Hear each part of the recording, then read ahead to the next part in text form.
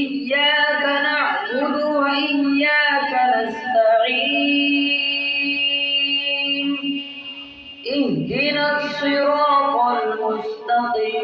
المستقيم صراط الذين أنعمت عليهم غير المغضوب عليهم ولا